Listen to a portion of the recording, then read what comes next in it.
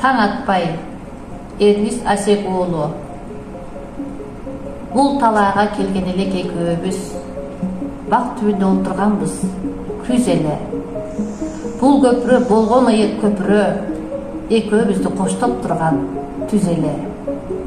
Күн да тийген, дирилдеген жалбырак, ушул жолдо баска делек үн катпай. Бүгүн болсо кыш аяктап баратат, келдим мында өзүм жалгыз таң атпай.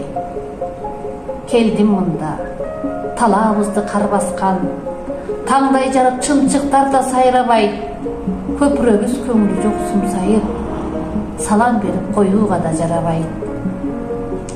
Бак түбүнө басып келдим, олтурдум, карабадым биз жашаган тарапты. Ушул тала, бул көпүрө, ушул бак, мен күтпөгөн, мен билбеген азаппы.